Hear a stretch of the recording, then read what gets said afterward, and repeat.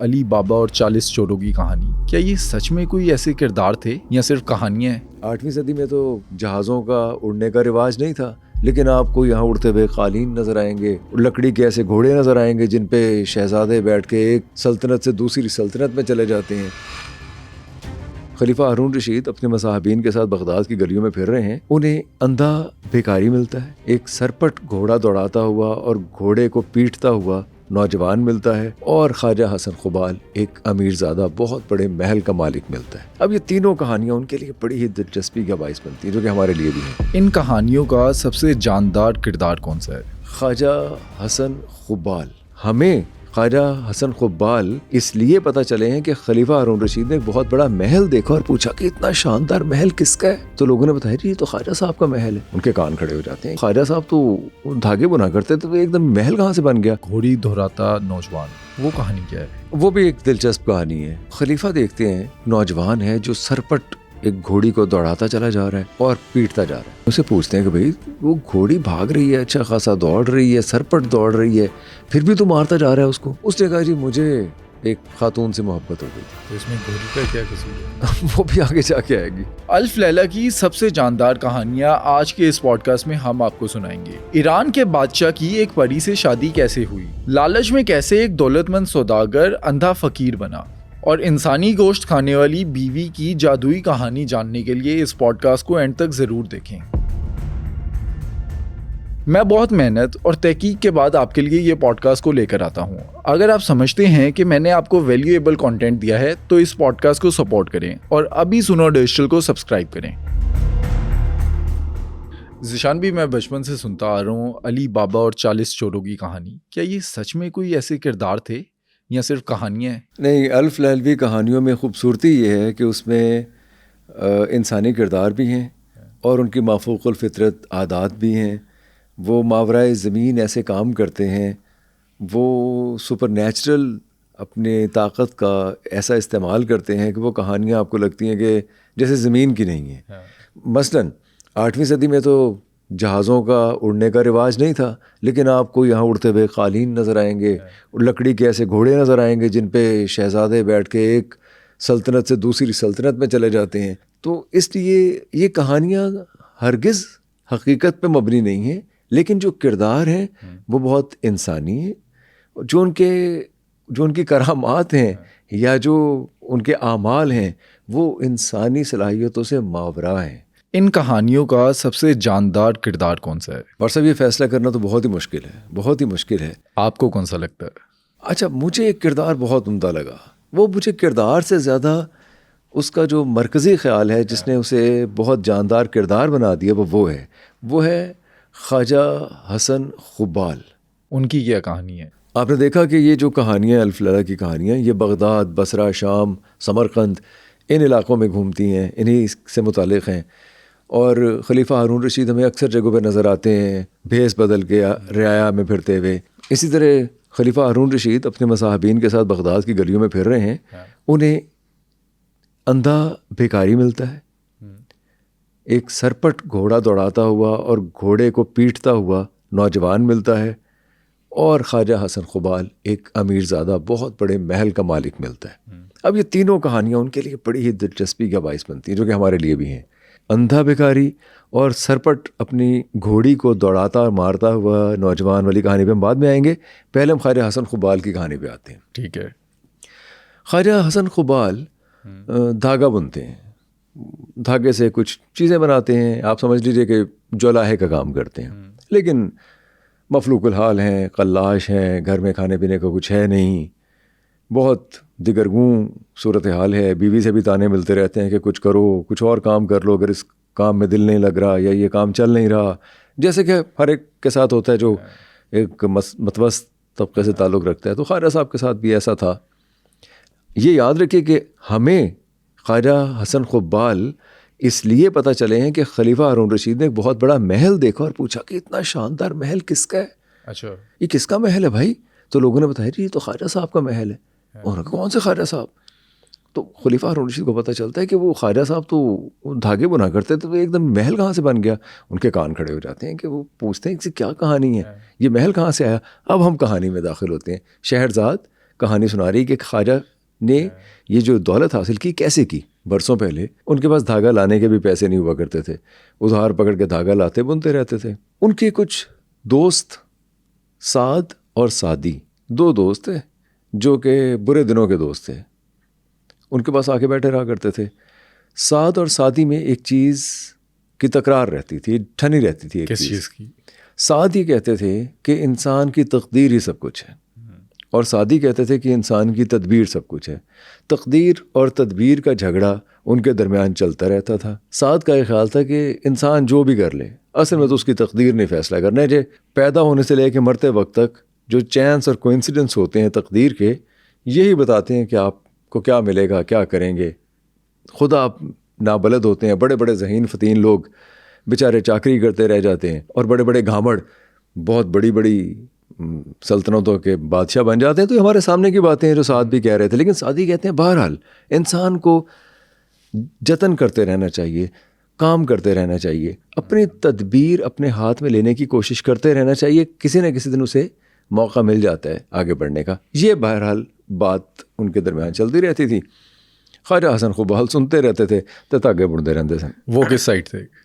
وہ کسی کی طرف نہیں تھے. وہ بیچارہ تو اپنی صبح کرنا شام کا لانا ہے جوئے شیر کا, اس مصرے کے مصداق بیچارہ کام کرتا رہتا تھا. تو سعدی نے ایک دن یہ سوچا کہ میں 200 اشرفیاں آپ یاد رکھیے, اشرفی جو ہے وہ سونے کی اشرفی ہوا کرتی تھی, میں 200 اشرفیاں خواجہ حسن خوبال کو دے دیتا ہوں, مرحمت کر دیتا ہوں ایک گفٹ کے طور پہ, تاکہ یہ اپنا دھاگا واگا لے کے آئے, مال لے کے آئے, کام کرنا شروع کیا, شاید اس کے دن پھر جائیں. 200 اشرفیاں بہت بڑی بات, آپ سمجھ لیجیے کہ آج کا 2 کروڑ روپیہ. اچھا, سونے کی اشرفیاں تھیں نا. تو 200 اشرفیاں انہوں نے, سعدی نے خواجہ حسن خوبال کو دے دیں اور چلے گئے. خواجہ حسن خوبال کے تو پاؤں زمین پہ نہیں لگ رہے تھے. خواجہ نے یہ سوچا کہ یار میں ساری کی ساری اشرفیوں کا مال لے کے آؤں گا تو رکھوں گا کہاں, میرے پاس تو اتنی بڑی جگہ ہی نہیں ہے مال رکھنے کی. میں یہ کرتا ہوں کہ 190 اشرفیاں سنبھال لیتا ہوں, 10 اشرفیوں کا مال لے آتا ہوں. خواجہ صاحب نے یہ کیا جو انہوں نے 190 اشرفیاں اپنی پگڑی میں اچھی طرح لپیٹ کے پگڑی سر پہ رکھ لی, اور 10 اشرفیاں لے کے چل پڑے مارکیٹ کی طرف. اب اس زمانے میں کوئی گوشت مارکیٹ وغیرہ تو ہوا نہیں کرتی تھی, قصاب بھی راستے میں بیٹھے ہوتے تھے. وہ شاید آپ نے بھی کبھی دیکھو, ہمارے ہاں بھی کسی زمانے میں گوشت مارکیٹ یا گوشت کی دکانوں پہ ایسی ہوتا تھا کہ وہ کچھ ذبح کر رہے ہیں جانور کو, اور اس کے بعد اٹھا کے اس کی جو چربی ہے اس کو اٹھا کے دیوار پہ پھینک دیا, کبھی ادھر مار دیا کبھی ادھر مار دیا. وہ قصاب کرتے ہیں, وہ قصاب بھی ایسے ہی تھا, کچھ پھینک رہا تھا ایسی چیزیں, اور کوے یا چیلیں آیا کرتی تھیں اور اٹھا کے لے جایا کرتی تھی. وہ کہیں اس نے پھینکا, وہ خواجہ صاحب کی پگڑی پہ گر گیا کہ گوشت کا ٹکڑا. چیل ایک دم سے اس نے سوپ جھپٹی ان کی پگڑی پہ, اور پگڑی ہی نکال کے لے گئی. خواجہ صاحب بیچارے پھر ہوتے. خواجہ صاحب واپس آ گئے. 10 اشرفیوں کو تو سامان لینا تھا, لیا ہوگا. وہ 10 اشرفیاں کیا کر سکے, 190 اشرفیاں جب چلی گئیں تو کیا باقی رہ گیا. خواجہ صاحب واپس آ گئے, روتے پیٹتے رہے کہ کیا جواب دوں گا, کیا منہ دکھاؤں گا, پہلی بار زندگی نے میرے ساتھ کچھ اچھا کیا تھا. روتے دھوتے پھر اپنی دکان پہ بیٹھ گیا, پھر دھاگے بننا شروع ہو گیا. دن گزرتے گئے ویسی غربت میں, ویسی مفلوق الحالی میں. 4-5 ماہ بعد پھر دونوں دوست آئے دوبارہ. انہوں نے کہا, خواجہ صاحب تجھے تو ہوتے ہی گئے ہو, کچھ آپ کا بنا نہیں, کچھ آپ نے ترقی نہیں کی, کچھ مال نہیں لے کے آئے, نہ دکان میں مال پڑا ہوا ہے, نہ کوئی سامان آپ نے بنایا ہے, کیا کرتے رہے آپ. خواجہ صاحب نے پوری کہانی سنا دی, اور انہوں نے کہا جی آپ یقین نہیں کریں گے لیکن یہ ہوا میرے ساتھ. 190 اشرفیاں میری پگڑی میں تھیں, وہ پگڑی میرے سر پہ تھی, وہ چیل لے گئی, میں دیکھتا رہ گیا, کیا کر سکتا تھا. بس میرے چھوڑ دیں مجھے میرے حال پہ, میری قسمت ہی خراب ہے. میں نے انہوں نے کہا نہیں, قسمت کو دوش نہ دیں, قسمت کا کوئی قصور نہیں ہے, آپ اپنے معاملات کو درست کریں. وہ تو خیر ہم نے آپ کو گفٹ دیا تھا, لیکن دل چھوٹا نہ کریں, محنت کرتے رہیں. جاتے ہوئے سعدی نے پھر 200 اشرفیاں دے دیں. انہوں نے کہا کوئی بات نہیں, ہو جاتا ہے, یہ 200 اشرفیاں رکھیں اور دوبارہ مال لے کے آئیں, کوئی بات نہیں. چلے گئے. اب آپ بتائیے کیا کیا ہوگا خواجہ صاحب نے. اس بار انہوں نے اپنی یہ جو اشرفیاں تھیں وہ رکھی کدھر تھی؟ انہوں نے اس بار اشرفیاں رکھی ایک پرانے گھڑے میں. اس گھڑے میں گھاس پھونس, خس و خاشاک, پرانی پڑی ہوئی تھی چیزیں. انہوں نے اچھی طرح سے گھاس پھونس کے اندر پوٹلی میں بند کر کے, اوپر سے گھاس رکھ کے اور گھڑا بند کر کے, انہوں نے کہا محفوظ ہو گئی ہیں. سامان نہیں لیا ابھی اپنا؟ نہیں, 10 اشرفیاں نکال لی نا اس میں سے, 190 رکھیں. اور 10 اشرف میں لے کے دوبارہ چلے گئے مارکیٹ. اب پیچھے ان کی بیوی بھی تو گھر پہ تھی, اور بیوی نے بہت دنوں سے اپنے بال نہیں دھوئے ہوئے تھے.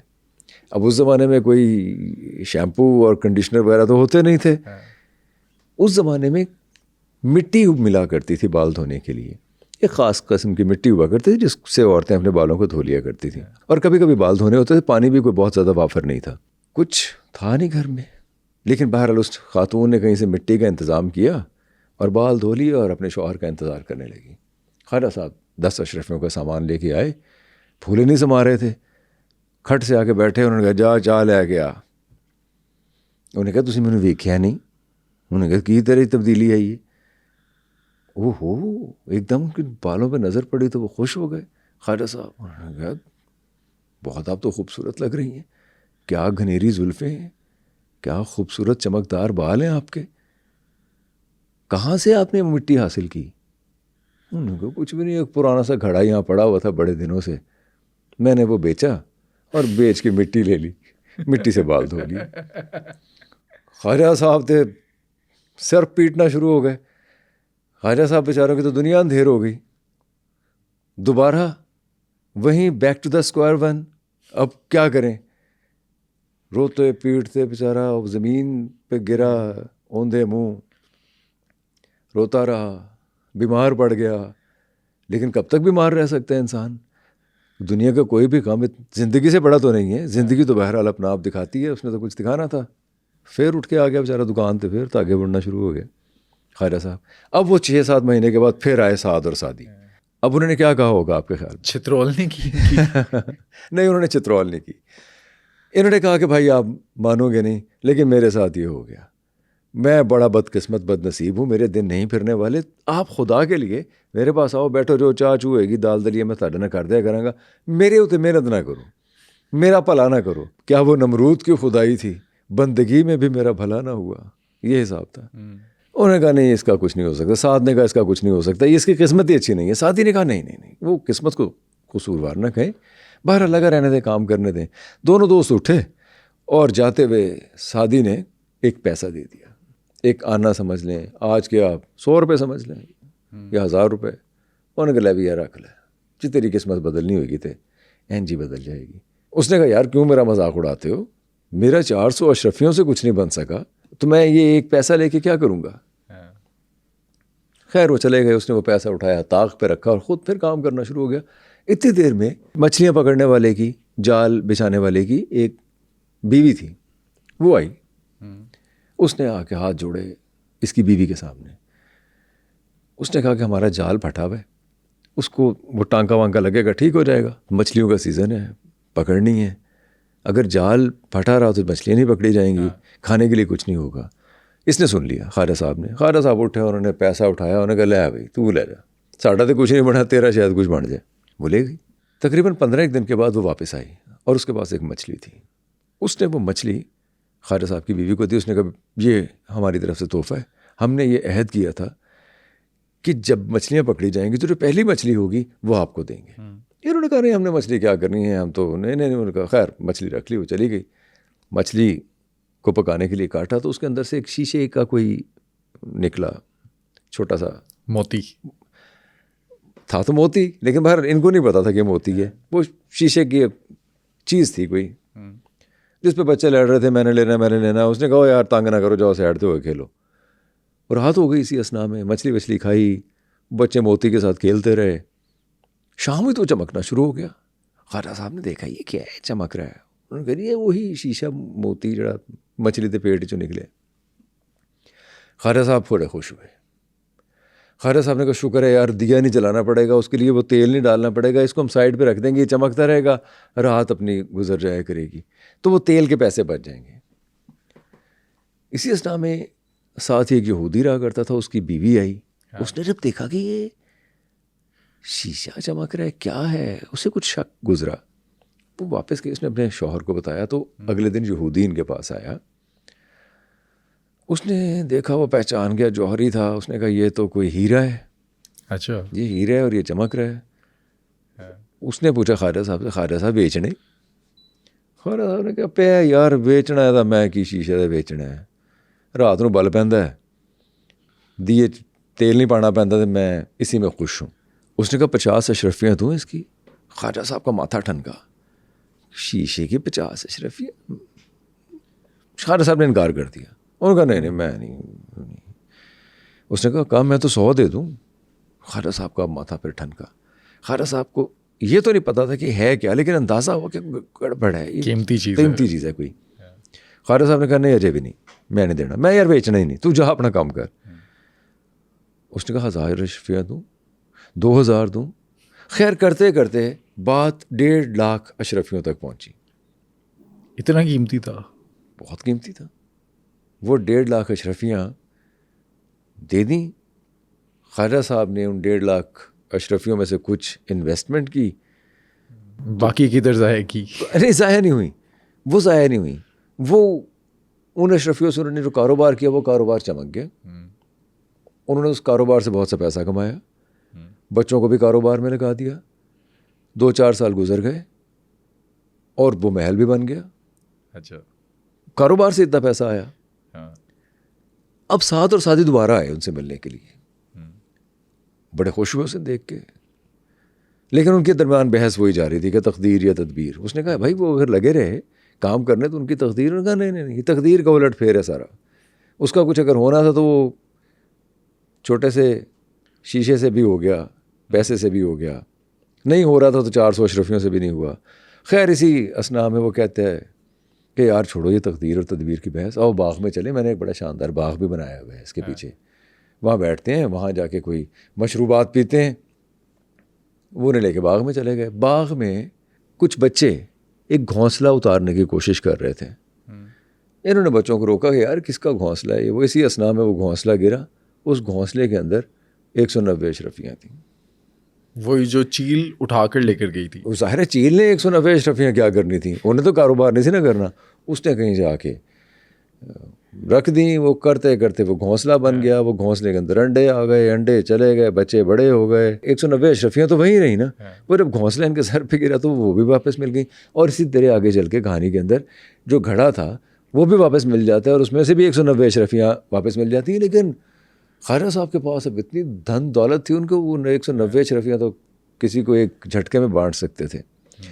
تو یہ کہانی تھی خواجہ حسن قبال کی جو مجھے بڑی پسند آئی. یہ تقدیر اور تدبیر کے کھیل. زمانہ جہاں ذات وہ چاک ہے جس پہ مینا و جام و صبح و فانوس و گلنا کے مانند بنتے بگڑتے ہیں انسان. میں انسان ہوں لیکن 9 سال جو اس قالب میں گزرے, کبھی میں ایک تودہ خاک تھا اور اس میں نم کا ہلکا سا اثر ہوا. وہ تقدیر کہہ لیں یا تدبیر کہہ لیں, یہ کہانی اوپن اینڈڈ ہے. یہ زمانہ ہے, یہ چاک ہے, اس پہ انسان کی تقدیر بنتی بگڑتی ہے. اس سوال کا کوئی جواب نہیں ہے بٹ صاحب, اسی لیے مجھے یہ کہانی بہت اچھی لگی. اچھا یہ تو ہم نے سن لی. اس کے علاوہ جو اندھے بھکاری کی کہانی تھی وہ کیا تھی؟ اندھے بھکاری کی بھی دلچسپ کہانی ہے. کیا ہوتا ہے اس میں؟ ایک تو ویسے آپ یہ بھی یاد رکھیں کہ شہرزاد نے بادشاہ کو کیسے باتوں میں لگایا ہوا ہے. وہ ایک کہانی سے دوسری کہانی بنا لیتی ہے. ایک بھکاری تھا, وہ بھی بغداد کی گلیوں میں پھیر رہا تھا. خلیفہ ہارون رشید بھی تھے. خلیفہ نے جب اسے کچھ پیسے دینے کی کوشش کی تو اس نے کہا کہ آپ مجھے پیسے نہ دیجیے, مجھے ایک تھپڑ رسید کیجیے. کیوں؟ خلیفہ نے کہا یار میں تو پہ تھپڑ کے تو. اس نے کہا نہیں جی نہیں, آپ مجھے ایک تھپڑ رسید کیجیے, مجھے پیسہ نہیں چاہیے, مجھے ایک تھپڑ مار دیجیے بس. اب خلیفہ تو دوسرے بھیس میں تھے. انہوں نے سوچا کہ اسے دربار میں بلاتے ہیں پھر پتہ چلے گا کہ کیا ہے, کیوں ایسے کہہ رہا ہے. انہوں نے خیر دربار میں بلایا. وہ بھکاری دربار میں آیا تو انہوں نے کہا کہ بابا جی آپ نے کیوں مجھے کہا تھا تھپڑ رسید کرنے کے لیے. اس وقت تھپڑ ایک لگا دیا تھا خلیفہ نے. انہوں بڑی تسلی ہو گئی تھپڑ کھا کے. وہ پتہ نہیں کہتے کہ انہوں تھپڑ کھانا پھرتا تھا بھکاری. بھکاری نے پھر اپنی کہانی سنانی شروع کی. اس نے کہا دراصل مجھے ایک جنگل میں ایک بڑے ہی برگزیدہ آدمی ملے. انہوں نے مجھے کہا کہ مجھے ایک خزانے کا پتہ ہے, تمہارے پاس 90 اونٹ ہیں اور میرے پاس خزانہ ہے, جو کہ مجھے پتہ ہے خزانہ کہاں ہے, لیکن میرے پاس اونٹ نہیں ہے اور میں خود وہ خزانہ حاصل کر نہیں سکتا. اگر تم اپنے اونٹ لے کے چلو اس خزانے تک تو وہ خزانہ حاصل کر لو, لیکن ایک شرط ہے, آدھے اونٹ میرے آدھے تمہارے. اچھا اس ٹائم پہ وہ اندھا ہے؟ نہیں اندھا نہیں ہے, اندھا تو وہ ہوگا نا. یہ اندھا تو اس وقت ہے جب وہ خلیفہ ہارون رشید سے ملا ہے. اچھا تھپڑ کھانے کے. اندھا تو اس کہانی کے اندر ہوا نا. وہ جب برگزیدہ جو صاحب انہیں ملے اس وقت تو وہ دیکھ سکتا تھا, اس کے پاس 90 اونٹ تھے, وہ بڑا امیر آدمی تھا اور تجارت کرتا تھا, لیکن تجارت مسالوں کی اور خوشبوؤں کی کرتا تھا. اب یہاں اسے کوئی خزانہ ہاتھ لگنے والا تھا. اب کہانی یہ ہے کہ 90 اونٹ, شرط یہ ہے کہ خزانے تک وہ رسائی دے گا, خزانہ یہ حاصل کرے گا, 90 اونٹوں پر خزانہ لا دے گا, اس میں سے جو 40 اونٹ ہیں وہ اس برگزیدہ آدمی کو دے دے گا. یہ مان گیا اور خزانے تک پہنچ گیا.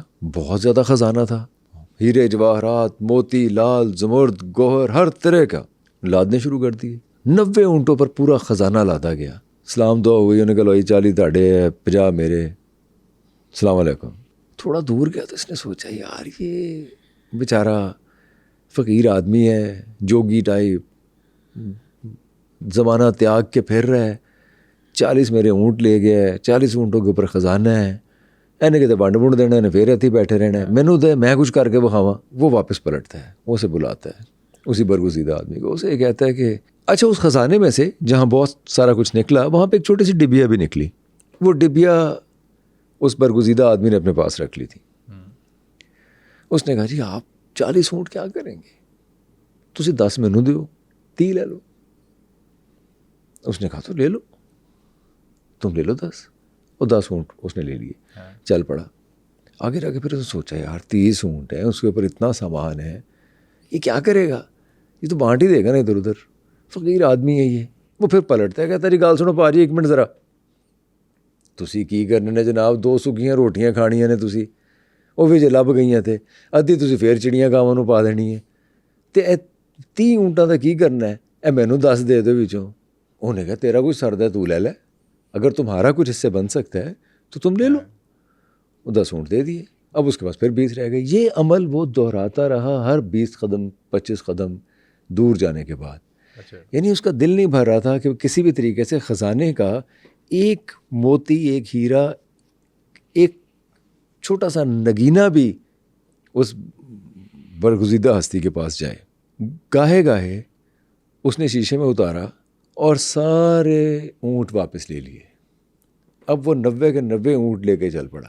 اب آپ مجھے بتائیں بھٹ صاحب, ایک انسان ہے, کتنا طمع, کتنا لالچ ہو سکتا ہے. تو اس نے کیا کیا ہوگا, وہ جو ڈبی رہ گئی ہوگی نا وہ بھی لینے گیا ہوگا. ਮੈਨੂੰ ਲੱਗਦਾ ਬਟ ਸਾਹਿਬ ਤੁਹਾਡਾ ਆਪਣਾ ਜਿਹੜਾ ਜ਼ੇਨ ਹੈ ਨਾ ਥੋੜਾ ਜਿਹਾ ਉਹਦੇ ਵਰਗਾ ਹੀ ਹੈਗਾ. ਬਿਜ਼ਨਸ ਨੂੰ ਤੁਸੀਂ ਖੂਬ ਸਮਝ. ਉਸਨੇ ਯਹੀ ਸੋਚਾ, उसने कहा वो जो डिबिया रह गई है ना, पता नहीं क्या है उसके अंदर. बंदा है बड़ा सियाना है. कौन सी ऐसी अनमोल चीज़ है कि उसने सब कुछ दे दिया लेकिन वो रख ली. وہ پلٹ کے آیا اوپر سے, پھر گھوم پھر کے کہندا ਭਾਜੀ ਅਖੀਰ ਲਈ ਇੱਕ ਮਿਹਰਬਾਨੀ ਕਰੋ. ਐ ਨਾ ਜਿੱਥੇ ਨਾ ਕਰ ਤੁਸੀਂ ਮਿਹਰਬਾਨੀ ਕੀਤੀ ہے, وہ ایک ڈبی ਤੁਹਾਡੇ ਕੋਲ پئی جی, ਤੁਹਾਡੀ آپ کی جیکٹ کی جیب میں نا ایک ڈبیا پڑی ہے, وہ بھی ذرا دے دیں مجھے. اس نے کہا یار وہ چھوڑو, وہ ایک سرما ہے, لے لو, لینا ہے تو. اب یہ دل میں سوچ رہا ہے کہ سرما بھی کوئی چکر ہی ہے جو سرما اپنے پاس رکھا ہوا ہے اس نے. وہ کہتے تجھ میں دے دو سرما, دے دو مینوں. وہ کہتا ہے لیکن ایک خیال رکھنا, دائیں آنکھ میں لگاؤ گے تو دنیا بھر کے خزانے نظر آئیں گے, بائیں آنکھ میں لگاؤ گے تو نابینا ہو جاؤ گے. انہوں نے کہا پھر دائیں آنکھ سے لاؤ نا جی. سلائی لگائی دائیں آنکھ میں اس نے, تو وہ خزانے نظر آنا شروع ہو گئے, دنیا بھر کے ہیرے جواہرات, مال دولت, جاہو حشم, ہر چیز, ثروت ہر طرف.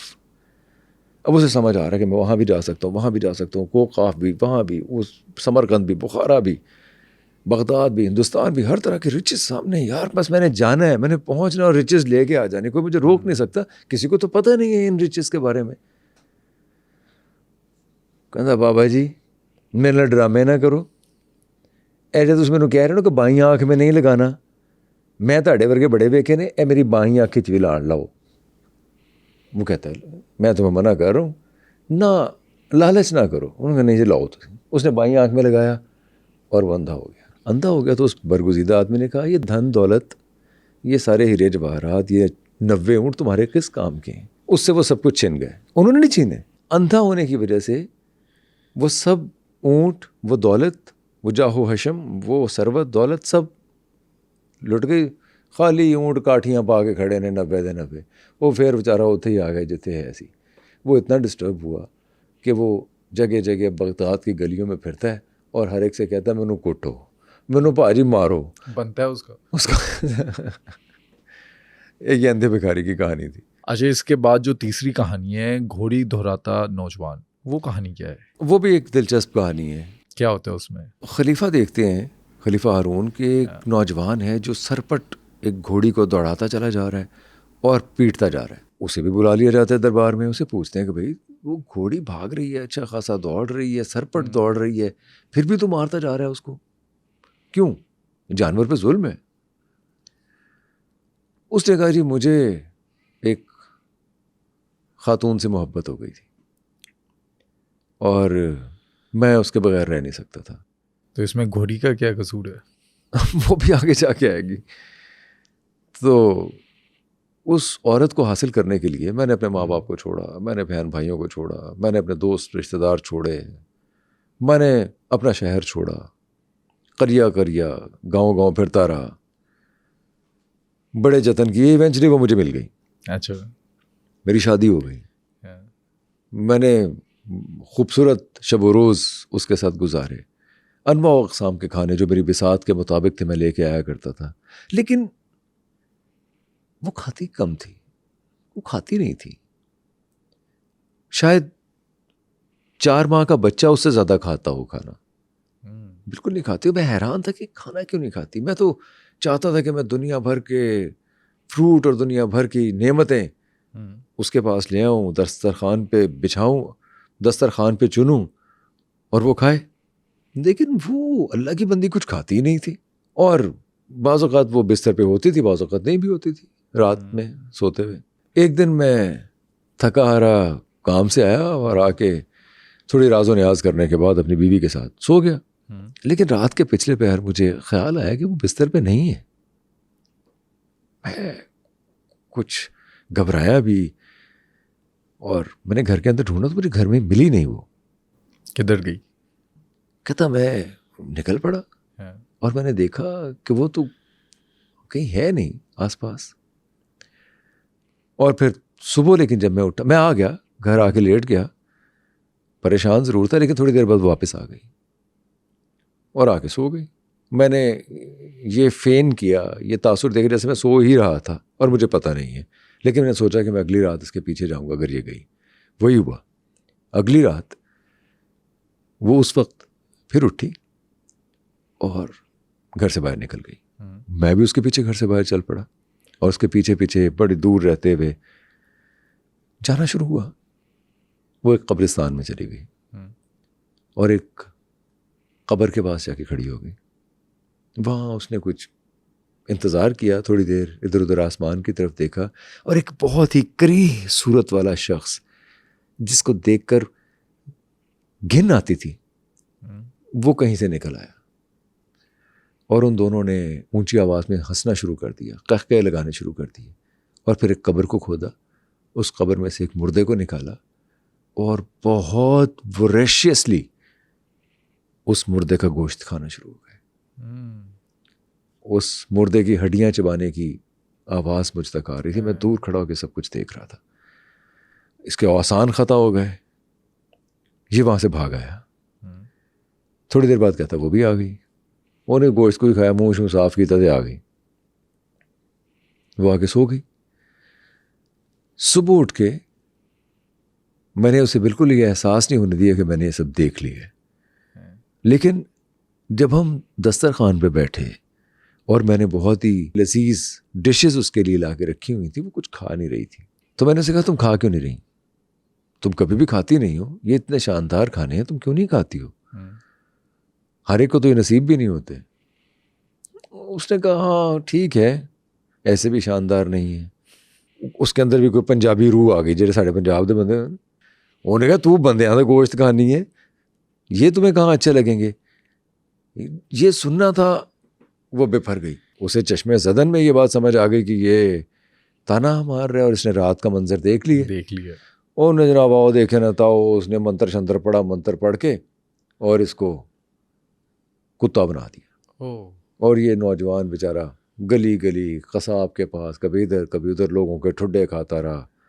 کبھی کوئی سے بوٹی ڈال دیتا، کبھی کچھ یہ گھومتا پھرتا رہا. وہ اپنے کام پہ لگی رہی جیسے کرتی تھی. وہ راتوں کو قبرستان میں جاتی تھی، کسی ایک مردے کو نکالتی تھی، اس کا گوشت کھاتی تھی، نعرے لگاتی تھی, ہنستی تھی, کھیلتی تھی, گاتی تھی, جھومتی تھی اور واپس آ کے سو جایا کرتی تھی. کبھی کبھی یہ نظر آتا تھا تو اس کو بھی ایک دلتی مار دیا کرتی تھی. ویسے اس کہانی کا ٹائٹل ہونا چاہیے اپنے کام سے کام رکھو. ہاں, لیکن جہاں اتنی انسانیت سوز حرکتیں ہو رہی ہوں وہاں کام سے کام رکھا جا نہیں سکتا نا, خاص طور پہ آپ کی بیوی اگر کر رہی ہو تو. لیکن بہرحال یہ جو بیچارہ ایک کتا بنا ہوا تھا, وہ کتا بیچارہ پھرتا پھرتا پھرتا ایک سبزی فروش کی دکان کے پاس کہیں بیٹھ گیا, ٹھیلے کے پاس. وہاں ایک بڑھیا آئی سبزی لینے کے لیے اور اس نے کچھ پیسے دیے. یہ بھونکنا شروع ہو گیا. اس نے اس بڑھیا کا دامن پکڑ لیا. وہ دکاندار نے بھی مارنے پیٹنے کی کوشش کی, لوگوں نے بھی, لیکن یہ بھونکتا رہا مسلسل. دراصل وہ بڑھیا اس سبزی فروش کو کھوٹے سکے دے رہی تھی. اس نے وہ کھوٹے سکے دیکھ لیے. دکاندار نے جب دیکھا, ظاہر ہے اسے احساس ہوا کہ اگر وہ چھوڑ ہی نہیں رہا تو کوئی وجہ ہے, تو دیکھا تو کھوٹے سکے تھے. اس وہ دکاندار اسے اپنے گھر لے گیا. اس دکاندار کی بیوی نے فوراً پہچان لیا کہ یہ تو ایک نوجوان ہے, یہ تو وہ نہیں ہے, بیچارے کو کتا بنایا ہوا ہے کسی نے. اس نے خیر کچھ منتر شنتر پڑھے, منتر پڑھ کے اس کے اوپر پانی پھینکا تو وہ نوجوان بن گیا. پھر وہ کدھر گیا؟ وہ وہیں رہا. اس نے اس دکاندار اس کی بیوی کو اپنی پوری کہانی سنائی کہ میرے ساتھ یہ ہوا.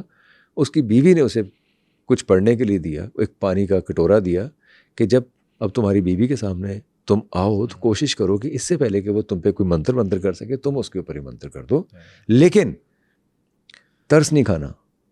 اگر تم پسیج گئے, اگر تم نے ترس کھایا, اگر تم اپنی محبت سے مجبور ہو گئے, اگر تم نے یہ سوچا کہ وہ بیوی اب ٹھیک ہو جائے گی اور وہ انسان بن جائے گی اور وہ اپنی ساری مکروہ حرکتوں کو چھوڑ دے گی, تو اس دھوکے میں مت آنا, ورنہ ساری زندگی پچھتاؤ گے, دوبارہ پھر واپس اپنی اصل حالت میں نہیں آ سکو گے. جس شکل میں تم اسے لے کے جاؤ گے وہ چلی جائے گی, لیکن تمہیں 100 کوڑے اسے مارنے پڑیں گے ہر روز. اب یہ جاتا ہے وہ پانی لے کے. وہی ہوا, وہ بیوی کے سامنے گیا تو بیوی سمجھ گئی کہ اس سے بڑی کوئی ساحرہ ہے جس نے اسے اصل حالت میں واپس, جب اس نے ابھی وہ کتنے بیچاری نہیں تیار نہیں بیٹھی ہوئے گی نا, اتنے پانی نہیں سی, کٹورا پانی دا رولا, پانی کٹورے دا سی, کٹورا نہیں, اس کے بعد کٹورا تھا. اس نے وہ جو منتر پڑھنا تھا پڑھ کے اس کے اوپر پھینکا اور اس نے کہا گھوڑی بن جا. اچھا, تو یہ اس کی بیوی تھی جو گھوڑی بن گئی, ابھی اسے دوڑاتا پھرتا تھا, اور یہ پابند ہے روزانہ 100 ہنٹر مارنے کا اس کو, اس لیے اسے دوڑاتے دوڑاتے 100 ہنٹر مارتا ہے. اچھا, آپ کو یاد ہے وہ جو کتوں والی کہانی ہم نے دیکھی تھی, اس کے اندر بھی کتوں کو مارنا تھا ہنٹر سے؟ ہاں, اس زبیدہ نے بھی مارنا تھا. ایکچولی ایول کو سزا دینے کا, چڑیلوں سے مقابلہ کرنے کا, کوئی خراج دینے کا, یہ سلسلہ بار صاحب میں آپ کو ہم پھر کسی اور پوڈ کاسٹ میں ڈسکس کریں گے.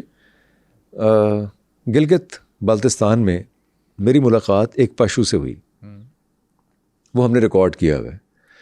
اس پشو نے ہمیں یہ بتایا کہ وہ جب رات ہو جاتی ہے, سو جاتا ہے. فار ایگزامپل اگر وہ ہنزا میں یا نگر میں کہیں سو رہا ہے تو بعض اوقات ایسے بھی ہوا ہے کہ وہ استور سے ملا ہے اور ساری رات وہ کچھ چڑیلوں کے ساتھ لڑتا جھگڑتا رہا. چڑیلیں کسی کو مارنا چاہتی تھیں لیکن وہ خراج مانگتی ہیں. تو پھر یہ جو پشو ہے یہ جا کے اس شخص کو بتاتا ہے اگلے دن اٹھ کے کہ اپنی گائے بھینس یا بھیڑ یا بکری کا خراج دو تاکہ تم ان چڑیلوں سے بچ سکو. پھر اس پشو نے مجھے یہ بھی بتایا کہ وہ جو چڑیلیں ہیں کچھ اس کے گاؤں کی عورتیں ہیں. پھر اس نے مجھے یہ بھی بتایا کہ اس کے اوپر گلگت میں ایک پرچہ بھی کاٹ دیا گیا تھا کیونکہ اس نے ایک چڑیل کو مارا تھا جو کہ ایکچولی وہ ایک عورت تھی ان کے گاؤں کی جس کو چوٹ لگی تھی, اور اس کے بیٹے نے اس کے اوپر پرچہ کٹوا دیا تھا. بہرحال ہم ان کہانیوں پہ اس طرح یقین کریں یا نہ کریں, میں آپ کو صرف یہ بتانا چاہ رہا ہوں کہ ایسے ہی کہانیاں موجود لوگوں کے دلوں میں ضرور ہیں. تو وہ پشو ایک, میں نے ان کا انٹرویو بھی کیا, دکھایا بھی وہ انٹرویو, لیکن اگلے برس جب میں نگر گیا تو مجھے اسرار بھائی نے بتایا کہ وہ پشو فوت ہو گیا. چڑیل کوئی ٹکر گئی ہوگی, کوئی چڑیل ٹکر گئی ہوگی, لیکن he was a very nice person, بہت اچھا آدمی تھا. اچھا, یہ جو کہانیاں ہم نے آپ سے سنی ہیں الف لیلوی, اس میں ہم دیکھتے ہیں کہ یہ کہانیاں عورت, دولت یا پھر لالچ کے اراؤنڈ گھومتی ہیں. نہیں, طاقت کی کہانی بھی ہے, دولت کی بھی ہے, طاقت کی بھی ہے, جادو کی بھی ہے, جادو کی بھی ہے. الف لیلوی کہانیوں میں ایک دوسرے پہ عاشق ہونا, مردوں کا عورتوں پہ, جنوں کا عورتوں پہ, عورتوں کا دیو پہ, یہ بہت عام ہے آپ کو جگہ جگہ, اور فوراً عشق ہو جاتا ہے انہیں. فوراً ایک بادشاہ پری پہ عاشق ہو گیا, کوئی شہزادہ پری پہ ہو گیا, کوئی پری کسی پہ عاشق ہو گئی, یہ آپ کو جگہ جگہ ملے گا. تو وہ عشق اتنا زیادہ ایک دم سے آ جاتا ہے آنن فانن, اس کی کوئی ڈیولپمنٹ ان میں نہیں ہوتی. یعنی محبت کے لیے ضروری نہیں کہ آپ کے جذبات میں ہلچل ہو, آپ گدگدائیں آپ کے جذبات, اس میں نہیں ایسے ہوتا ہے. اس میں ایک دم سے بس عشق ہو جاتا ہے. ایک کہانی ہے علی خواجہ کی. وہ کون ہے؟ علی خواجہ ایک بزنس مین ہے, ایک سوداگر ہیں جو بغداد میں رہتے ہیں. ماں باپ فوت ہو گئے ہیں, ظاہر ہے شادی وادی کی نہیں ہوئی, اکیلے رہتے ہیں, بزنس بہت اچھا چلتا ہے, اور 1.5 لاکھ اشرفیاں انہوں نے اکٹھی کر لی ہیں کچھ عرصے میں, 10-12 سالوں میں جب سے کام کر رہے ہیں. اب وہ سوچتے ہیں کہ یار میں حج کر آتا ہوں جا کے اور دنیا کی سیر کرتا ہوں. میں نے کیا کرنا ہے, ہماری جان ہے نا, انسان کی زندگی کا مقصد تو یہی ہے کہ دنیا دیکھے. وہ یہ سوچتے ہیں کہ لیکن میں اتنے سارے پیسے کیری کیسے کروں گا, 1.5 لاکھ اشرفیاں لے کے میں اگر مناسک حج ادا کرنے چلا گیا, راستے میں کوئی لٹ گیا یا گڑبڑ ہو جائے گی, چیلنا پڑ جائے, کچھ چیلنا پڑ جائے. وہ سوچتے ہیں کہ شہر کے ایک بڑے بارسوخ, بہت ایماندار, بہت دولت مند ایک صاحب ہیں جو سوداگر ہیں خود بھی, ان کے پاس 1 لاکھ اشرفیاں رکھوا دیتے ہیں اور 50,000 اشرفیاں ساتھ لے جاتے ہیں. ذرا اچھے گزر جائیں گے دن, واپس آئیں گے تو واپس لے لیں گے. اور وہ امانت رکھنے کے حوالے سے مشہور بھی بہت ہیں. یہ ان کے پاس جاتے ہیں, لیکن پھر بھی ان کے دل میں ہوتا ہے کہ یار پیسہ ایک ایسی چیز ہے جسے دیکھ کر انسان ڈگمگا جاتا ہے, چاہے کتنا ہی قریبی, کتنا ہی ایماندار شخص کیوں نہ ہو. اچھا, ویسے ہم نے جتنا بھی عرب ہسٹری کا ذکر کیا, عرب تو بڑے ایماندار ہوتے ہیں ان چیزوں میں. ہاں, ہم نے جس ہسٹری کا ذکر کیا وہ ایک تو قبل از اسلام, پھر اسلام کا جو دور تھا جب آیا, اسلام کے جو ابتدائی دور تھے اس میں تو بہت ہی ظاہر ایماندار لوگ تھے. لیکن جب ہم آتے ہیں خلافت عباسیہ تک, اس وقت تک بہت لڑائی مار کٹائی ہو چکی ہے اور بہت طمع لالچ عام ہے سوسائٹی کے اندر. ایونچولی آپ دیکھتے ہیں کہ تاتاریوں کے ہاتھوں جو ان کی شکست ہوتی ہے اس میں بہت سے فیکٹرز ہیں ہم کبھی ڈسکس کریں گے, جن میں طمع اور لالچ اور خود غرضی اور یہ سب شامل ہیں. اور معاشرے میں برائیاں تو یہ ہوتی ہیں تو وہ تباہ ہوتے ہیں. تو خیر یہ ایک ترکیب کرتے ہیں. کیا آپ کو یاد ہے کہ اشرفیاں تو سونے کی ہوتی ہیں, یہ گھڑے کے اندر اشرفیاں رکھنے کے بعد زیتون کے پانی سے بھر دیتے ہیں اور گھڑے کے اوپر بھی زیتون کا پانی لگا دیتے ہیں ادھر ادھر بھی. عرب میں آپ کو پتہ ہے زیتون بہت ہوتا ہے, تو وہ زیتون کی کوئی ایسی ضرورت بھی نہیں ہوتی کسی کو, کیونکہ وافر مقدار میں موجود ہے. تو وہ لے کے چلے جاتے ہیں سوداگر کے پاس اور جا کے کہتے ہیں کہ میں جا رہا ہوں حج کرنے کے لیے, میں 6 مہینے سال میں لوٹ آؤں گا, تم بھی میری امانت ہے اپنے پاس رکھ لو. وہ کہتا وہ رکھ دو یار, وہ کہتا زیتون دا تیل لے کے آ گیا, جا رکھ دو اتنے. وہ تھلے چلا جا اتنے طے خانے دے پیچھے جتنے تین تھان چنگی لگتی رکھ دے. جی نیچے جاتے ہیں, جا کے خاص جگہ پہ اچھے سے کر کے گھڑا رکھتے ہیں اور چلے جاتے ہیں حج کرنے کے لیے. خیر یہ حج کرنے جاتے ہیں, حج کرتے ہیں, اس کے بعد پھر یہ مصر, شام, یمن, اندلس اور پتہ نہیں کہاں کہاں 7-8 برس پھرتے رہتے ہیں. علی خواجہ 7-8 برس کے بعد گھر کی یاد بھی ستاتی ہے اور کچھ مال و دولت اکٹھا بھی کر لیتے ہیں, کیونکہ بزنس مین ہے. بزنس مین ہر وقت یہی سوچ کے جاتا ہے کہ میں اتنے جا کے یا بیچاں گا یا خریداں گا یا لواں گا یا دواں گا. تو یہ جو انہوں نے تجارت کی ہوتی ہے اس دوران میں, اس سے کافی پیسہ کما بھی لیا ہوتا ہے. خیر یہ واپس آتے ہیں, واپس آنے کے بعد سستاتے ہیں, کچھ عرصہ گھر کے باہر دوستوں کے ساتھ قصے کہانیاں سناتے ہیں, یہاں گیا وہاں گیا. پھر ایک دن سوچتے ہیں کہ میں اس سوداگر سے ملتا ہوں, جا کے اپنا گھڑا واپس لے کے آتا ہوں, اس میں 1.5 لاکھ اشرفی ہیں. اب ہوا کیا, جب یہ گئے ہوتے ہیں حج کرنے کے لیے, سوداگر کو ضرورت پڑتی ہے زیتون کے تیل کی کسی وجہ سے. وہ بجائے مارکیٹ جانے کے, کیونکہ مارکیٹ تو بند ہے, تو رات کا وقت ہے, اسے تیل کی ضرورت ہے, کچھ کھانا وانا پکانا ہے, جو بھی اپنی بیوی سے کہتا ہے کہ وہ علی خواجہ میرے پاس کچھ زیتون کا ایک گھڑا رکھوا گیا تھا, تھوڑا سا تیل لے لیتے ہیں, اس میں ڈال دیں گے. وہ کہتی ہے نہیں وہ امانت ہے کسی کی. وہ کہتا ہے یار کوئی گل نہیں, تیل بچ پا دیں گے, وہ امانت میں ہوں کہڑا سر تے لانا, کو مہمان بیٹھے نے کھانا پکانا ہے. وہ کہتے چل کر لے. وہ جاتا ہے, جا کے تھوڑا سا زیتون کا تیل نکالتا ہے تو اسے کچھ چھلکنے کی آواز آتی ہے اس کھڑے میں. وہ ظاہر ہے اس کے اندر 1.5 لاکھ اشرفیاں. وہ خیر اشرفیوں کو دیکھتا ہے تو مانی خیسی مسکراہٹ اس کے چہرے پہ آتی ہے.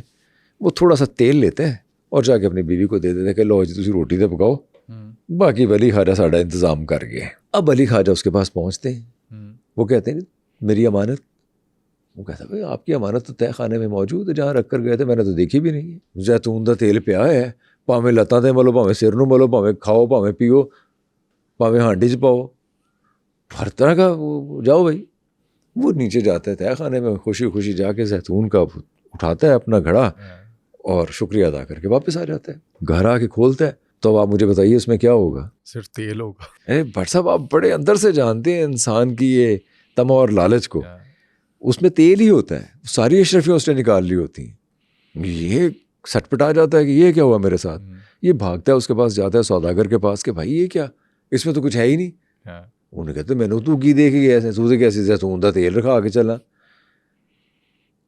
بات تو ٹھیک تھی, اس نے تو نہیں بتایا ہوتا کہ اس کے اندر اشرفیہ بھی اور اس کا خیال رکھنا.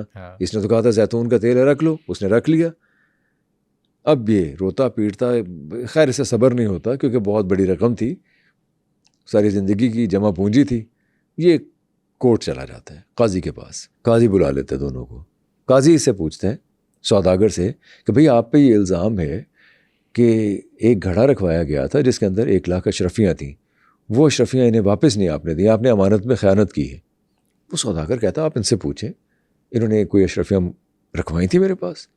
انہوں نے تو زیتون کا تیل رکھوایا تھا گھڑے میں بھر کے, اور ساتھ وہ 1-2 گواہان بھی پیش کر دیتے. وہ کہتے ہیں جی ہمیں پتہ ہے زیتون کا تیل رکھوایا تھا. قاضی سوداگر کے حق میں فیصلہ دے دیتا ہے. علی خواجہ صاحب بیچارے پٹتے رہے ہیں دینے. خواجہ صاحب واپس آ جاتے ہیں. اب خلیفہ ہارون رشید اپنے مصاحبین کے ساتھ بھیس بدل کے پھر رہے ہیں, اور خواجے کا جو قصہ ہے وہ پورے بغداد میں بہت مشہور ہو چکا ہے. ظاہر ہے کورٹ کیس ہی ایسا تھا نا, وہ ہر جگہ مشہور ہو گئی. خواجہ نے تیل رکھایا, انہوں نے کہا تیل نہیں رکھایا. سکے رکھائے انہوں نے, جو سکے تھے ہے ہی نہیں سن, اشرفیاں سے ہیں. یہ قصہ چل رہا تھا. خلیفہ ہارون رشید جب وہاں پہنچتے ہیں ایک بازار میں, چھٹی کا دن ہوتا ہے, بچے قاضی قاضی کھیل رہے ہیں. وہ کرکٹ کا رواج نہیں, ورنہ کرکٹ کھیل رہے ہوتے, بلکہ قاضی قاضی کھیل رہے ہیں. اب قاضی میں یہ تھا کہ ایک لڑکا قاضی بنا ہوا ہے, ایک علی خواجہ بنا ہوا ہے, اور ایک سوداگر بنا ہوا ہے. اب یہ تینوں چپ کر کے بیٹھ کے دیکھنا شروع کر دیتے ہیں کہ اچھا یہ قصہ وہی چل رہا ہے, دیکھتے ہیں بچے کیا فیصلہ کرتے ہیں اور کیسے کرتے ہیں. یہ دلچسپی سے سننا شروع کر دیتے ہیں. اسی اثنا میں علی خواجہ کا جو کیس ہے وہ خلیفہ تک بھی پہنچ چکا ہوتا ہے. وہ قاضی سے مطمئن نہیں ہوتا تو خلیفہ کے پاس درخواست دائر کر چکا ہوتا ہے علی خواجہ کہ میرا کچھ کرو. اب یہ ان بچوں کا کھیل دیکھ رہے ہیں. کھیل بچوں کا ہوا, دیدہ بینا نہ ہوا, مرزا غالب کہتے ہیں. لیکن یہاں بچوں کا کھیل بہت دیدہ بینا تھا. وہ بچہ جو قاضی بنا ہوتا ہے وہ پوچھتا ہے سوداگر سے کہ بھائی آپ نے امانت میں خیانت کی, 1 لاکھ اشرفیاں آپ کے پاس رکھوائی ہوئی تھیں انہوں نے. اس نے کہا جی میرے پاس تو نہیں رکھوائی. پھر کہا جی میرے پاس تو زیتون کا تیل رکھوایا تھا انہوں نے. اچھا کب رکھوایا تھا؟ انہوں نے کہا جی یہی کوئی 7 سال پہلے. یہ چلے گئے تھے, یہ 7 سال بعد واپس آئے اور آ کے مجھے انہوں نے کہا کہ مجھے میری امانت واپس کر دیں. میں نے ان کو ان کی امانت واپس کر دی. وہ بچہ کہتا ہے کہ اوکے آپ وہ گھڑا لے کے آئیں. وہ خیالی گھڑا پیش کیا جاتا ہے, وہ تیل چکھتا ہے. وہ سوداگر سے پوچھتا ہے کہ کیا تمہیں یقین ہے کہ جو تیل اس کے اندر ہے وہ 7 برس پرانا ہے؟ وہ کہتے ہیں جی کہ جو تیل فروشوں کو بلائیں جو بہت مہارت رکھتے ہیں, تیل فروشوں کو بلایا جاتا ہے, وہ آ کے تیل چکھتے ہیں. وہ کہتے ہیں یہ 6 سے 7 ماہ پرانا تیل ہے, یہ 7 برس پرانا نہیں ہے. اگر یہ 7 برس پرانا ہو تو اس کے اندر نیچے چیکٹ آ جاتی ہے. یہ تیل تازہ ہے. وہ گڑ گڑانا شروع کر دیتا ہے. اب ہے بچوں کا کھیل لیکن وہ گڑ گڑانا شروع کر دیتے ہیں مجھے معاف کر دیں, یہ کر دیں, وہ کر دیں. خلیفہ سن لیتے ہیں ساری بات اور خلیفہ پہنچ جاتے ہیں اپنے دربار میں, اور وہاں بچوں کو بلا لیتے ہیں, قاضی کو بلا لیتے ہیں, اصل والے قاضی کو, اور سوداگر علی خواجہ سمیت سب آ جاتے ہیں. اور وہ لڑکے کو کہتے ہیں آپ فیصلہ کریں. فیصلہ سامنے پڑا تھا, فیصلہ علی خواجہ کے حق میں ہوتا ہے. ظاہر ہے کیونکہ وہ تیل پھر قاضی کو کہا جاتا ہے کہ بھائی آپ کوئی سوچ سمجھ کے فیصلہ کرے کر, انے واہ قلم نہ چلا دیا کر, تو صرف سیاہی خرچ کرنے واسطے نہیں جمیا, کچھ تحقیق بھی کرے کر. تو یہ بڑی زبردست ایک کہانی تھی. ہم مغلوں میں تو دیکھتے ہیں کہ جانشینی کی جنگ بہت لمبی چلتی ہے. کیا عربس کے اندر اس ٹائم کی یہ جو کہانیاں ہیں وہاں پر اس طرح کی جانشینی کی جنگیں تھی؟ اچھا یہ ایک دلچسپ بات ہے کہ جو ہمیں قبل از اسلام عرب جو نظر آتا ہے اس میں جانشینی کی جنگیں تو تھیں, جانشینی کی کہ بننا چاہتے ہیں جانشین, لیکن اس میں باقاعدہ بھائیوں کو مارنا یا قتل کرنا قبل از اسلام ہمیں نظر نہیں آتا. اچھا وہاں پر ہمیں کوئی شاہ جہان یا اورنگزیب نظر نہیں آتا؟ نہیں نظر آتا. ترکوں میں نظر آتے ہیں, مغل تو خود بھی وہیں سے تھے نا, تو ترکوں میں اور ان میں مغلوں میں تو ہمیں نظر آتے ہیں, لیکن عربس میں ایسے نہیں تھا. البتہ ہمارے پاس الف لیلوی کہانیوں میں ایک کہانی ایسی ہے جس میں ایک باپ، جیسے جہانگیر تھا خسرو کا دشمن ہو گیا تھا، ایک باپ بہکاوے میں آ کے اپنے بیٹے کا دشمن ہو گیا تھا، لیکن کہانی بڑی لمبی ہے. اچھا.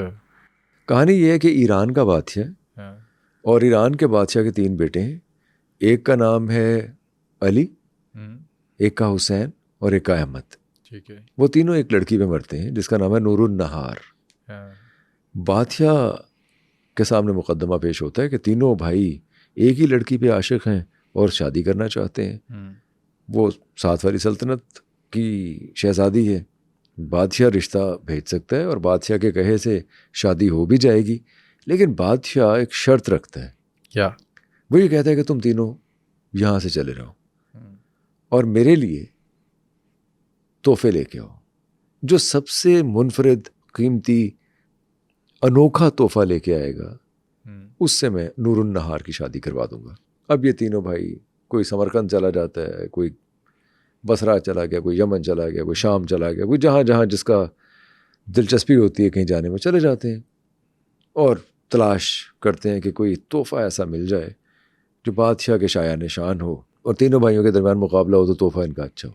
علی کو قالین بیچنے والے ملتے ہیں کچھ لوگ، مختلف قالین اسے دکھاتے ہیں. ایک قالین بہت ہی شاندار ہوتا ہے.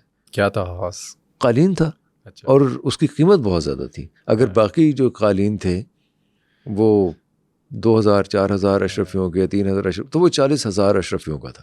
اچھا، ہمیں تو یہاں پر عام طور پہ جب ہم دیکھتے ہیں تو وہ کہتے ہیں یہ ایرانی قالین ہے جس کی وجہ سے یہ بڑا قیمتی ہے. تو وہ ایران کے بندے کو کون سا قالین دیتا ہے؟ وہ جو قالین تھا وہ بڑا قیمتی تھا اور قیمتی اس لیے تھا کہ وہ اڑ سکتا تھا. اچھا. آپ اس قالین پہ بیٹھ کے جس جگہ کے بارے میں سوچتے ہیں وہاں پہنچ جاتے ہیں. یہ تو ہمیں نظر بھی آتا ہے نا وہ قالینوں کا اڑنا، تو وہ بڑا خوش ہوتا ہے. فوراً ہی بازار میں قالین مل گیا ایک، اور اب وہ سمجھتا ہے کہ میں اس سے اچھا تحفہ اور کیا ہو سکتا ہے بادشاہ کے لیے. ان کے شایان نشان بھی اور جب جہاں چاہیں جا سکتے ہیں. لیکن اس میں ایک پہلو آپ نے یاد رکھنا ہے کہ 8ویں صدی میں یہ اڑنا انسان کی مراد تو بہت پہلے سے تھی کہ وہ اڑے، ہواؤں کے دوش پہ سفر کرے، چشمے زدن میں کہیں سے کہیں پہنچ جائے. لیکن اور یہ جو اس کی تمنا تھی، یہ کہانیاں ان کا ایک اظہار ہے. تو وہ قالین لپیٹ کے رکھ لیتے اور سیر ویر کرنے نکل جاتا ہے کہ باقی 1.5 مہینہ ان صرف ایسی عیاشی کرنی ہے. ادھر احمد کو ایک سوداگر ملتا ہے، بازار میں پھرتا ہے، وہ بھی دیکھتا پھرتا ہے کہ کیا لیا جائے شام کے بازاروں سے. تو اسے ملتا ہے ایک ہاتھی دانت. وہ کہتے ہیں جی ہاتھی دانت ہے، اور یہ ایک دوربین ہے بیسیکلی ہاتھی دانت کی بنی ہوئی، اور 40,000 درہم ہوں گے اس کے. وہ کہتے ہیں یار دند دی کی ہاتھی دا دانت ہے کہڑی ایسی گل ہے، 40,000 درہم. اس نے کہا جی آپ یہاں بیٹھ کے ہزاروں میل دور دیکھ سکتے ہیں. وہ ہاتھی دانت سے دیکھتا ہے اپنے والد کا سوچ کے، تو اسے نظر آ رہا ہے کہ وہ لوگوں میں نماز تقسیم کر رہے ہیں محل میں بیٹھ کے، ایران کے جو شاہ ہیں. بڑا خوش ہوتا ہے کہ یار یہ بڑا قیمتی تحفہ ہے، میں تو نور النہار نو سمجھو لے گیا.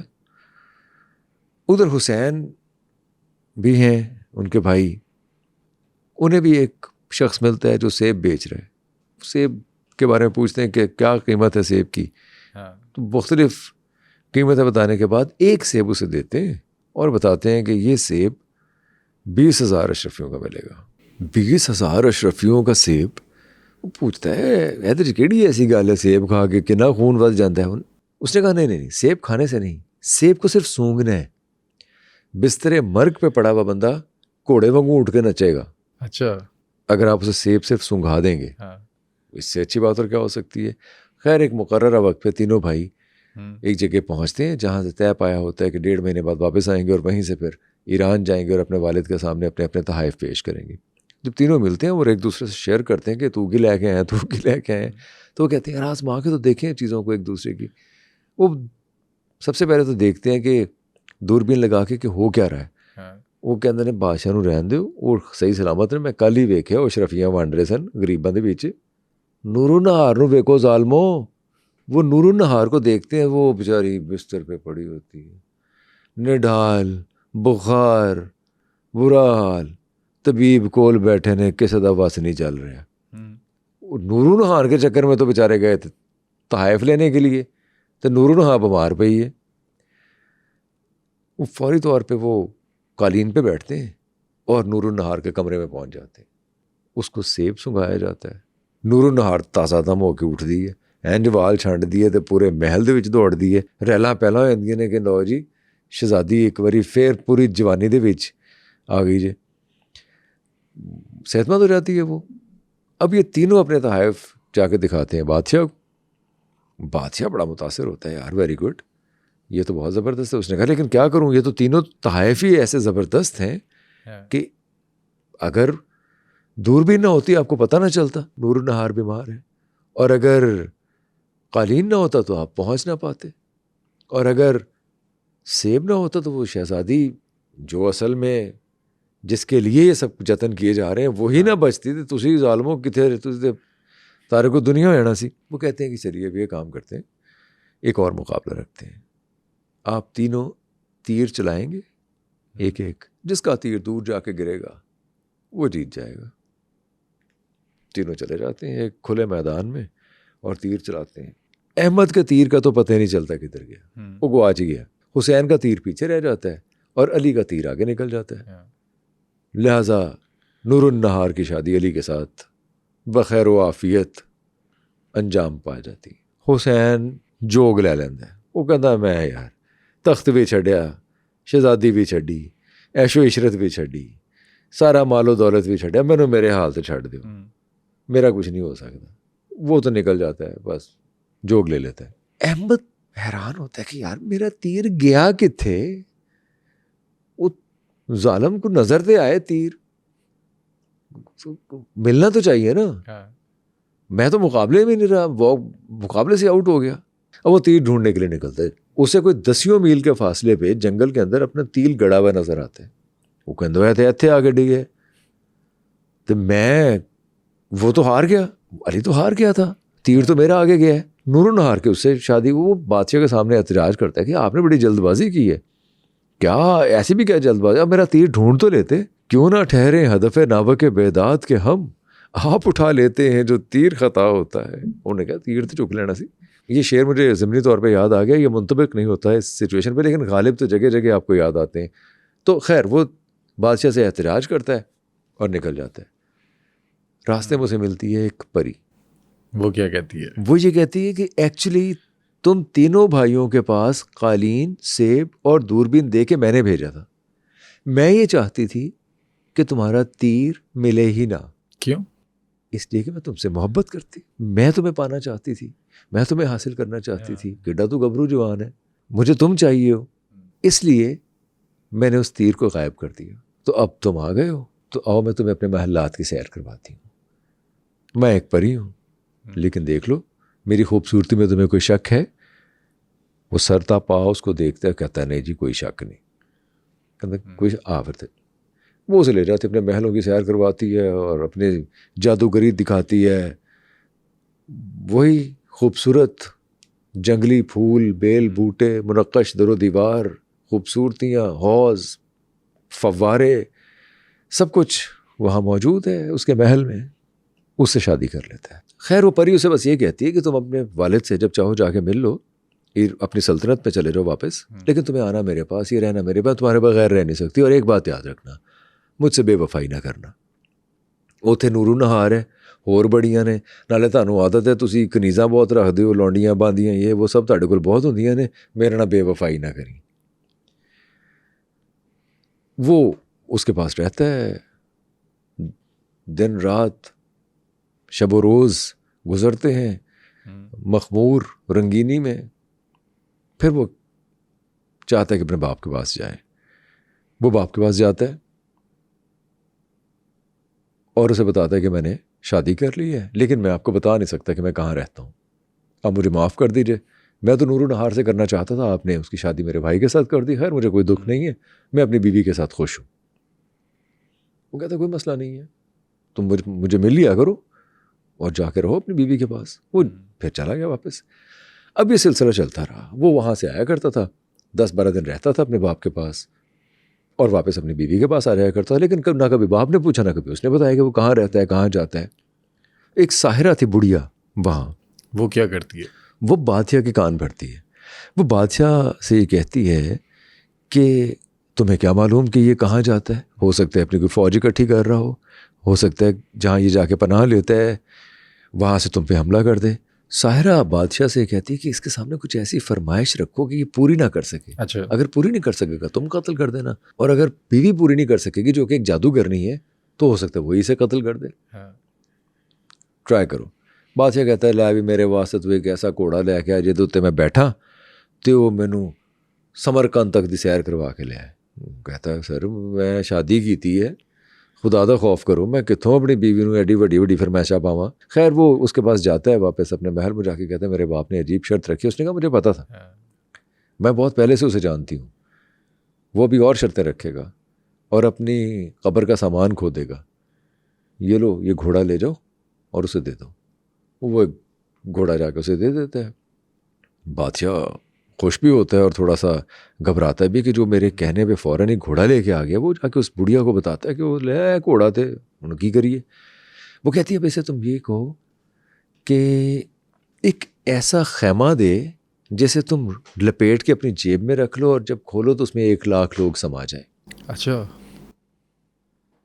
اسے کہتا ہے پھر وہ روتا پیٹتا ہے کہ ابا جی میں تمہیں ملنا نا تہاڈی فرمائشاں نہیں مک رہی ہیں, تسی تے جنہاں نوں تھکا دیو کس طرح دے تسی بادشاہ ہے گئے ہو. پھر جاتا ہے, پھر جا کے بیوی کے پاؤں پڑتا ہے. وہ کہتی ہے فکر نہ کرو, یہ لو یہ خیمہ اسے لپیٹو اور یہ تمہاری جیب میں آ جائے گا. وہ خیمہ جیب میں لپیٹتا ہے, چلا جاتا ہے جا کے اپنے باپ کو لا اور یہ خیمہ بھی لے لو جی. وہ واقعی وہ جو خیمہ کھولتے ہیں تو اس کے اندر تو لاکھوں لوگ سما سکتے ہیں, لپیٹیں تو جیب دے وچ. بادشاہ پھر اس بڑھیا کو کہتا ہے یار وہ تو وہ بھی لے آیا ہے.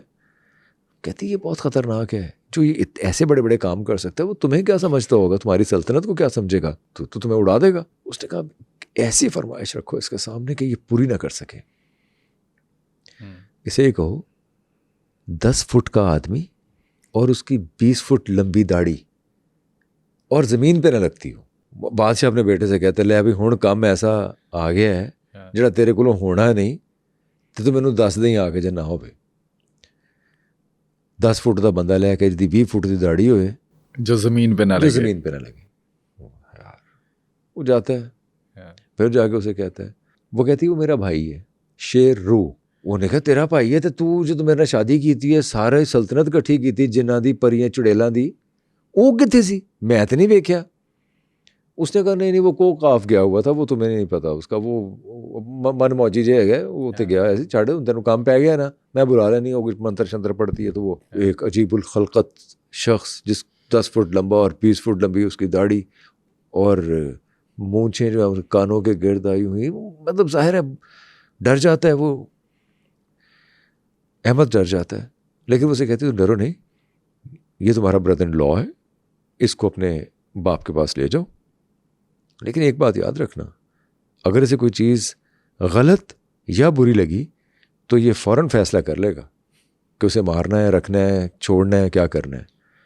وہ کہتا میں تے آپ روز دے عذاب تو تنگ آ گیا, میں تہاڈے کولوں کنیاں فرمائشاں تسی کہو گے پتہ نہیں سوہریاں دے گھر آ کے. بہرحال وہ اسے ساتھ دے کے چلا جاتا ہے. یہ جدھر دیکھتا ہے وہ لوگ اسے ڈر جاتے ہیں. بادشاہ کے سامنے پیش ہوتا ہے, بادشاہ خود گھبرا کے اپنے تخت سے نیچے گرتا ہے. یہ شیرو یہ کہتا ہے کہ جب تمہیں یہ ہمت نہیں تھی کہ تم میرا مقابلہ کر سکو, میرے سامنے کھڑے ہو سکے تو ایڈا بڑا پنگا کیوں لیا. وہ تلوار کاٹتا بادشاہ دی گردن لا دیتا. پھر ان تمام امراء کو اور اس بڑھیا کو جس نے بادشاہ کو ورغلایا ہوتا ہے اپنے بیٹے کے خلاف, ان سب کو مار دیتا ہے اور احمد کو وہاں کا بادشاہ بنا دیتا ہے. احمد صاحب کرسی دے بیان دینے اوتھے ہن بیوی دی حکومت ہے تے ایتھے بادشاہ احمد بنیا ہے. یہ تھی کہانی جانشینی کی جنگ کی. ویسے ان تمام کہانیوں سے ہمیں سبق ملتا ہے.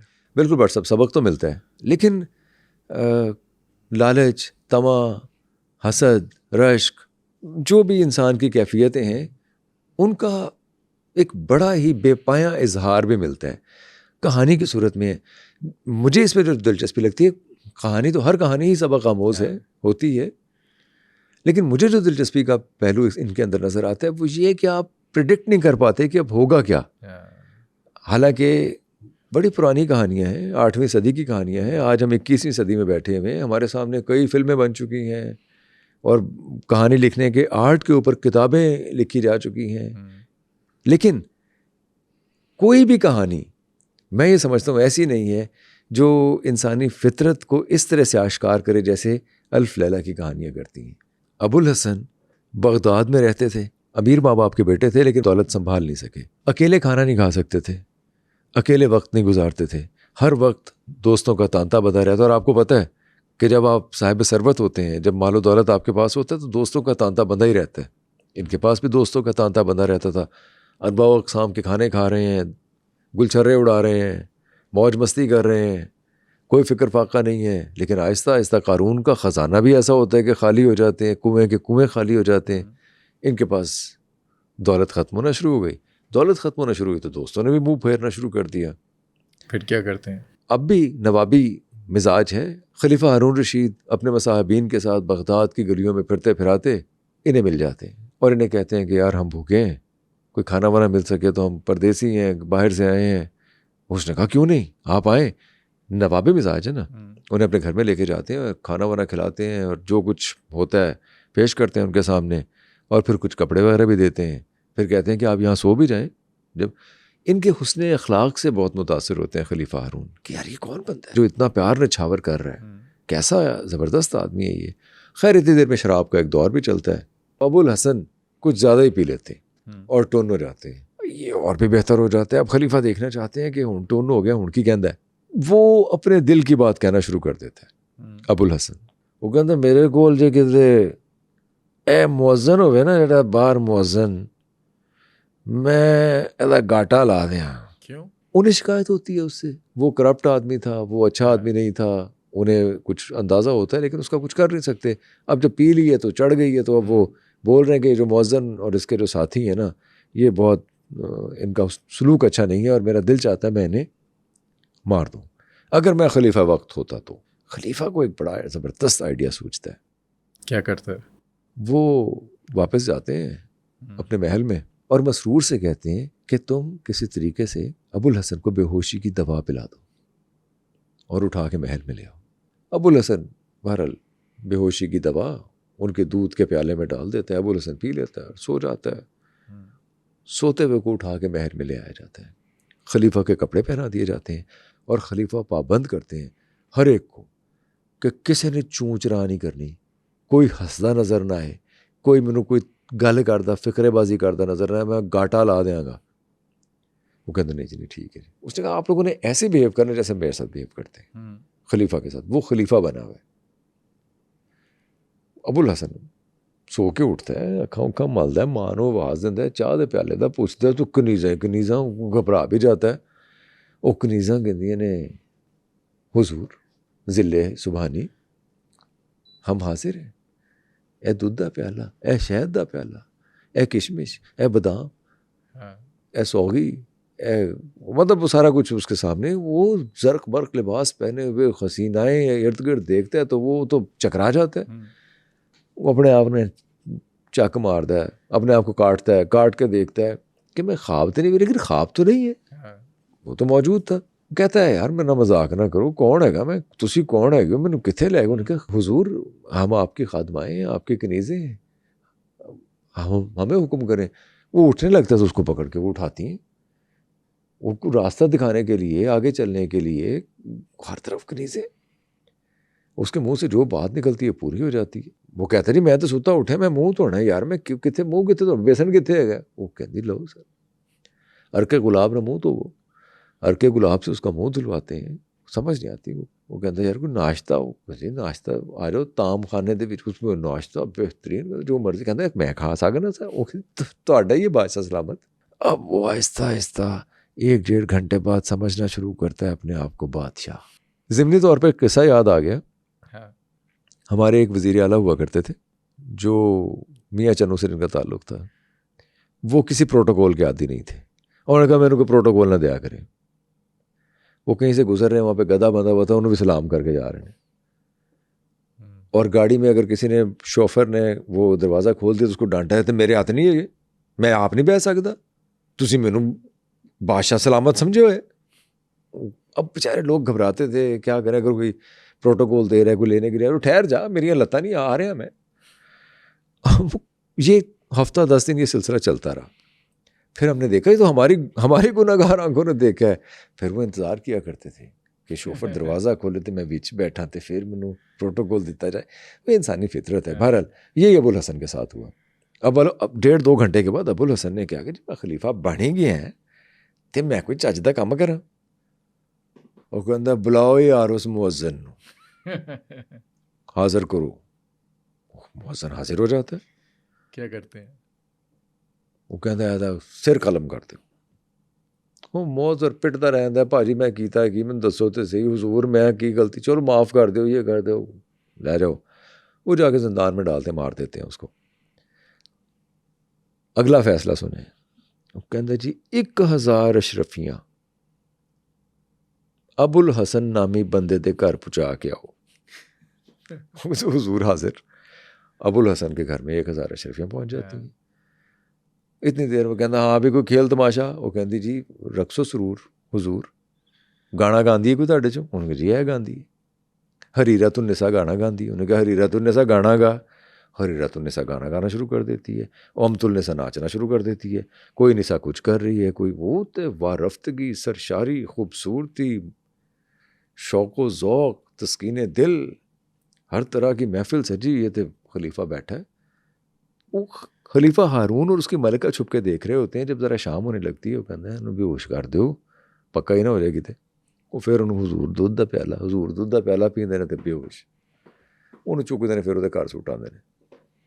انہوں پھر اٹھتا ہے, کدھر ہے حریرۃ النساء, امت النساء اور فلانی سب کا نام لیتا ہے.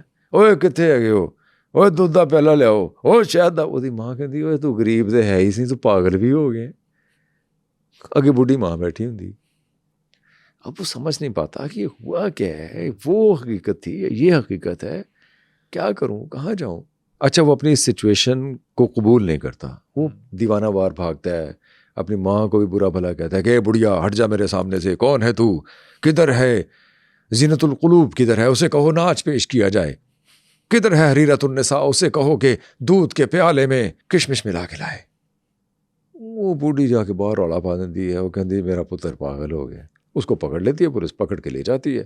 وہ تھانے پہنچ جاتا ہے, لیکن تھانے جا کے بھی وہ کرتوت ہو ہی نہیں کہ نور الصبا, زینت الحیات, لیلہ البدر, کدھر ہو, آؤ ناچ پیش کرو. وہ کہتے ہیں نہ ہوئے, کون ہے, چکو اینو.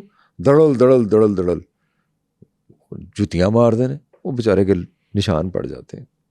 خیر خلیفہ کہتا کی بنیا بھی ہوتا. وہ کہتے جی وہ تو کٹ کار ہے. کہتا نہ یار انج بھی نہ کرو, انہوں واپس گھر پہنچاؤ. خلیفہ کے کہنے پہ خیر اسے واپس بھیجتے رہتا ہے. اب وہ تھوڑا اپنی اس زندگی کے ساتھ کمپرومائز کرنا شروع ہوتا ہے کہ اچھا یار ہو سکتا ہے میرا کوئی وہم ہو, کوئی دھوکہ ہو. خلیفہ پھر مسرور سے کہتے ہیں کہ پھر اس کو تھوڑا بے ہوشی کی دوا. مسرور پھر جا کے اس کو بے ہوشی کی دوا دے دیتے, پھر بے ہوش ہو رہا تھا. انہوں پھر چونکہ محل چلے اندر. پھر کیا کرتے ہیں؟ اچھا اس بار کوئی زیادہ نہیں. اس بار وہ ابھی جب صبح اٹھتا ہے تو وہ کہتا ہے یار میرے نال کوئی ڈرامہ ہو رہا ہے.